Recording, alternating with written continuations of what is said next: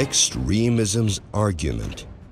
In the present age, there is no caliph or imam for Muslims, and those who are in power are kings and presidents, not imams or caliphs. Refutation. A caliph is whoever succeeds others in overseeing the country's public affairs of the state, and the imam is who is entrusted with people's needs. This semantically comprises everybody, even with variants of names and competencies. In Islamic law, Sharia gives precedence to intentions and meanings, not words and structures.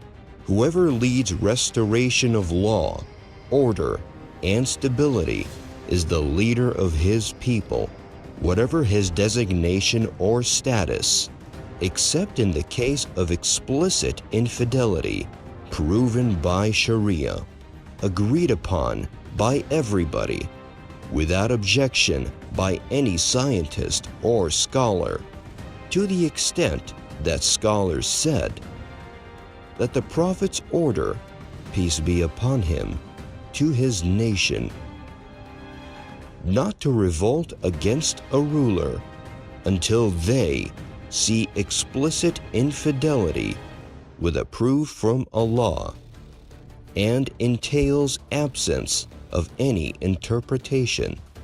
Al-Hafiz ibn Hajar said in Fatih al-Bari, "It is not permissible for people to depart from their allegiance if the ruler's blasphemous sayings or actions have room for other interpretations."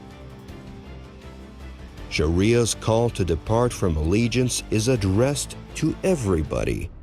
The wording does not say, "some of you." Rather, it says, "unless you see," which means there is accord among the circle of influential decision makers.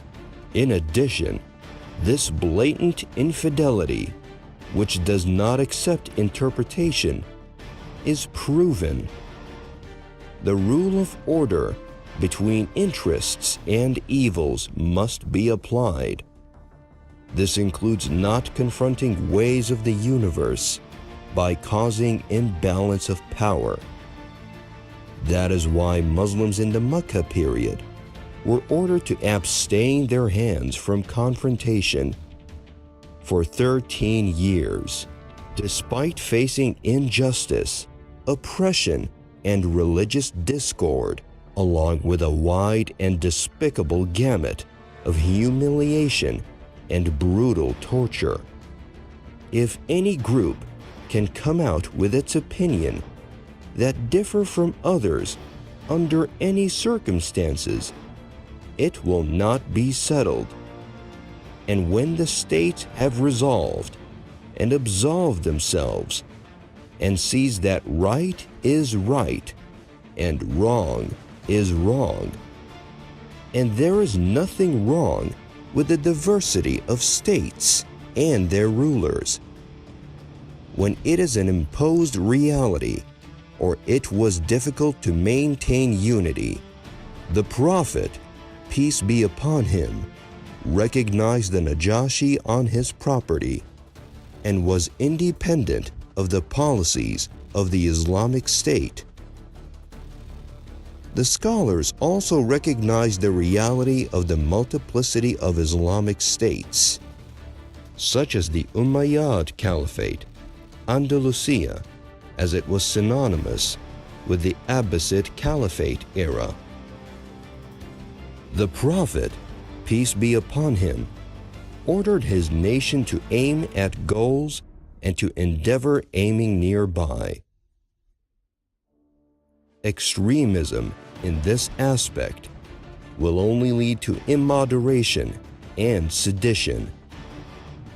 And on the assumption of validity of extremism's argument, as claimed in about the caliph's succession and the imamate, per our Prophet, peace be upon him, to Hudhayfa, when he said to him, "Cohere with the Muslims community and their imam." Hudayfa replied, "If they did not have a group or an imam," was the Prophet's response, "to challenge the rulers or to lead a community, for you are my friend." Rather, the Prophet, peace be upon him, said, "Evade the divide completely, even if you bite the root of a tree, so that death comes to you as you are." And the story of Abu Dawood, "If you do not find a successor, flee until you die."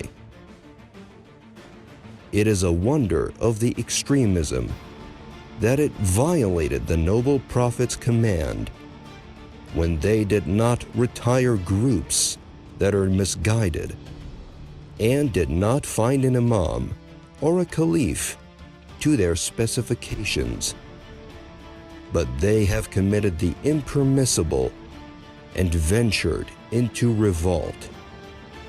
They endangered themselves and others to be eradicated, and they were increasingly misguided by creating groups of their own, thereby bringing national plight and sedition.